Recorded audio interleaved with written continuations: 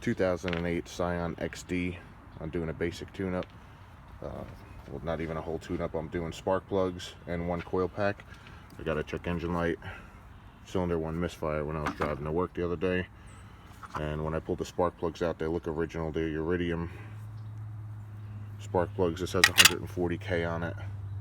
This is a job that anybody can pretty much do with basic hand tools. I would go to Harbor Freight and get the socket set. You need a 14mm for your spark plugs and a 10mm to pull out your coil pack bolts. Now these clips here, sometimes, well, the first thing you're going to do is when you pop the hood, you're going to see this plastic shield. This just lifts straight up. Grab the corners gently and pull it up. And when you lift that up and pull it out of the way, you'll see the nipples that it seats on. And then you'll see the coil packs back here. This is a 4-cylinder engine. You'll see your coil packs here, and one is missing already. I already did the spark plugs on these 3. I'm just going to take a quick video to show you how to do this one. These clips sometimes are a pain in the butt from a couple heat cycles. They're either cracked or broken.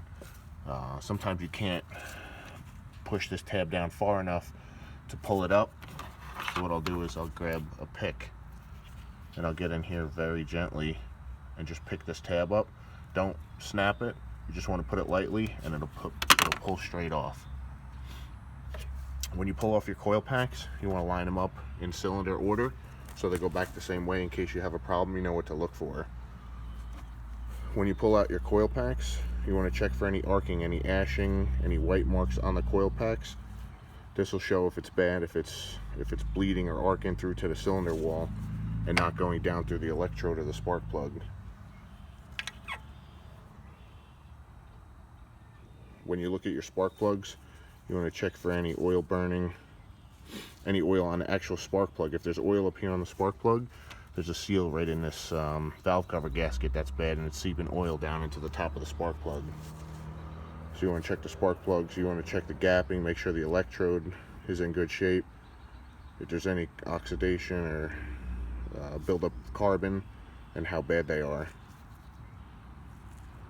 These are not the best, but if you can tell, this is a new one, and you don't want to gap these, but you do want to visually inspect the gap and make sure they're all the same.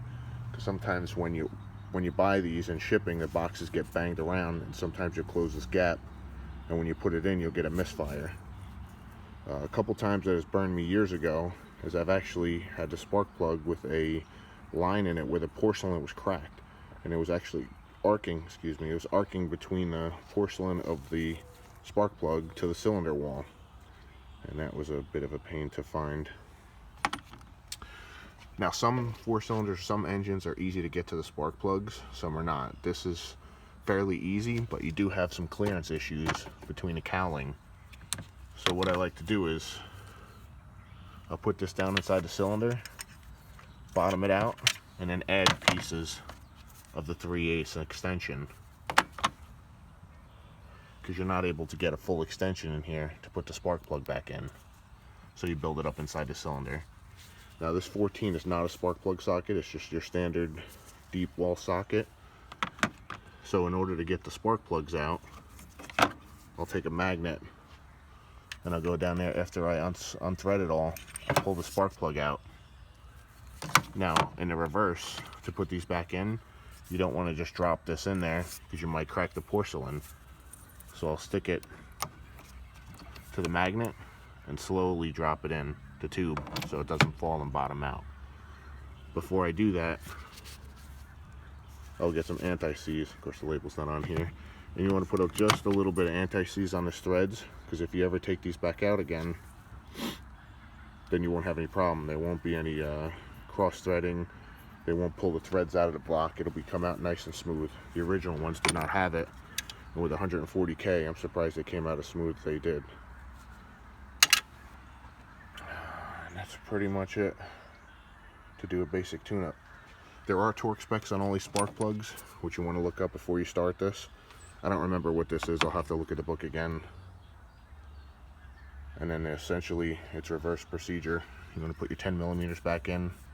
Make sure all your clips are, tug on this a little bit, make sure all your clips are seated correctly and tight. these wires are short enough where you can't cross them between cylinders. Some vehicles, these are longer, and you can cross them and you actually get a misfire code and the car will run terribly. The check engine light will start blinking and then you'll have to hunt down exactly what you did.